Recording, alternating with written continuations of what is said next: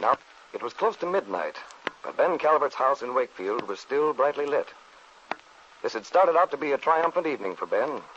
Kit had returned from California. All his previous fears had been swept aside when he saw his daughter at the station carrying a baby boy, his grandson. When they returned to the house, Ben had sat with the young couple a while in the living room of Kit's apartment.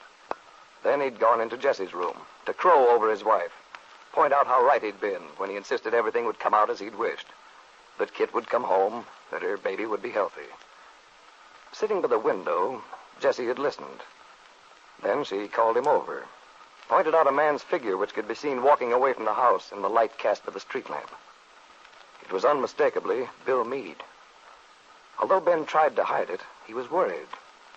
As soon as he could, he hurried to Kit's room, where he learned that Bill had refused to stay in his father-in-law's house. Had told Kit he wanted a divorce.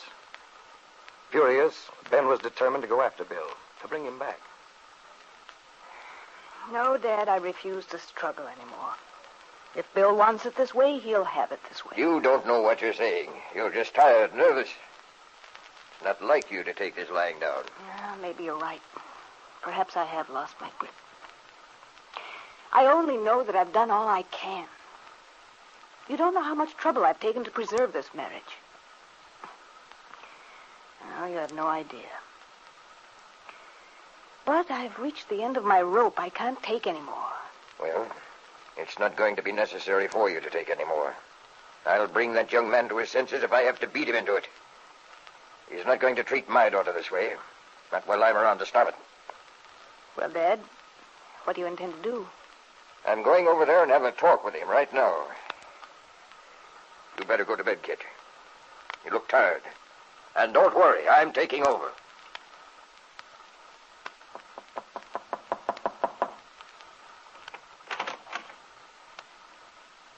Hello, Bill. Mr. Calvert? I came over to have a little talk with you, Bill. Come in.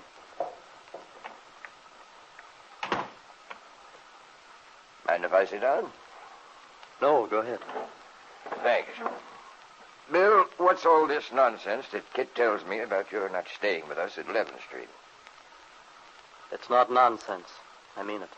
But that's out of the question, Bill. For you to leave your wife like that when she's just returned. Look, Mr. Calvert, a long time ago I told you exactly how I felt in regard to this marriage and what I planned to do about it.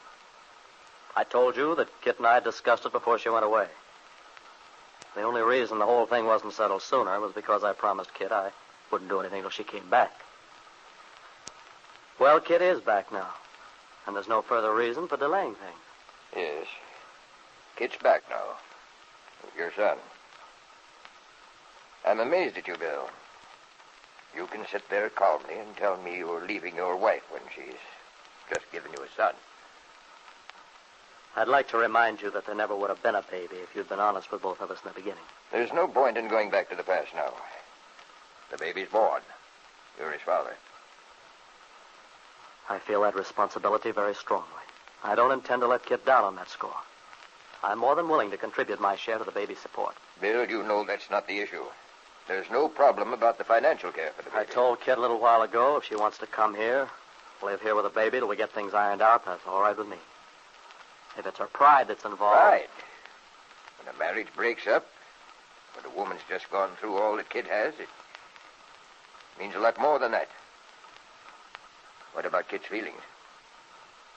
I think Kit's feelings are chiefly those of hurt pride. That's why I suggested she could come and stay here in the home I can afford to provide.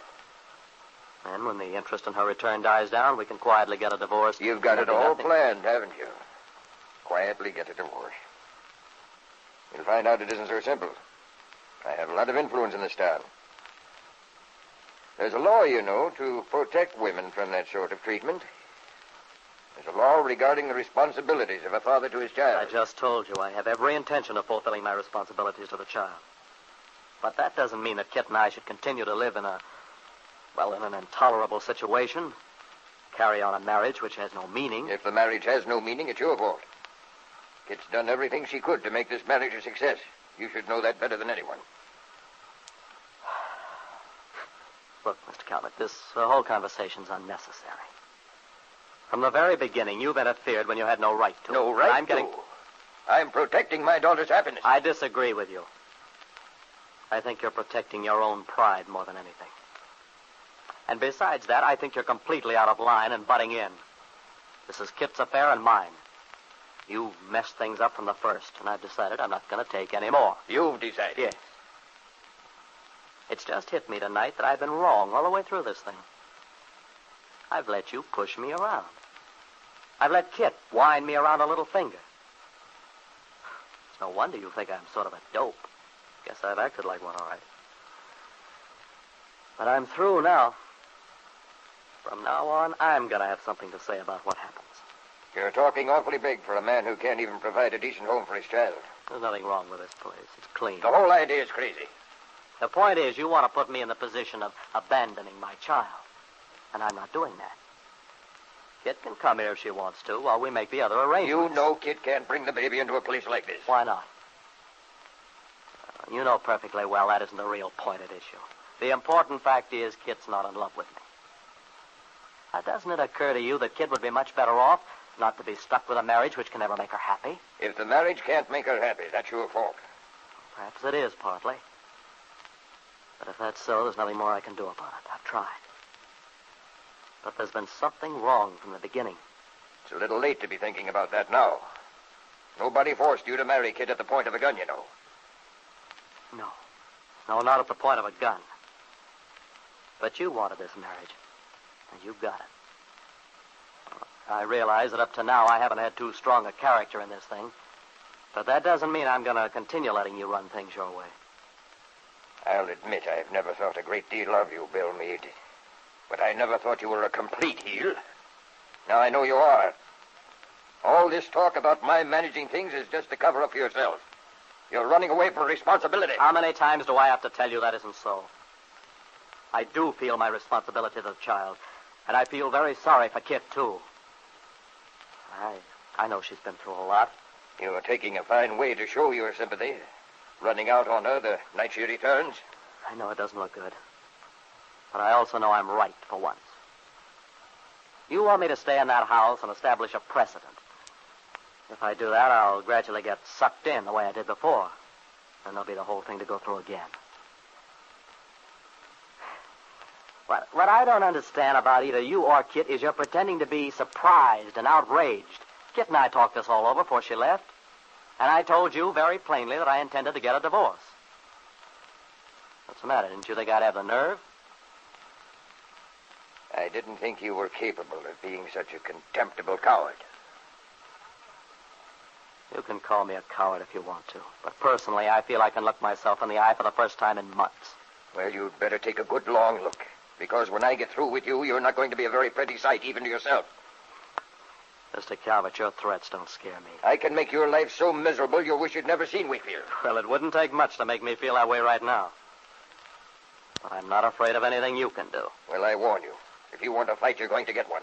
I'm prepared for it. You'd better be. Well, I'd like to. I ought to beat you until... Watch yourself, Mr. Calvert. I wouldn't want to hurt you.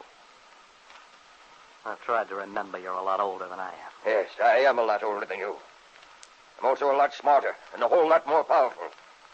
You'll regret this conversation someday, and not too long from now. Perhaps, but I doubt it. When I get my divorce, I'll be There's not going to be a divorce, do you hear? There's not going to be a divorce. As Ben Calvert drove back to his own house, he had, for the first time in a long while, a feeling of doubt in his capacity to get what he wanted.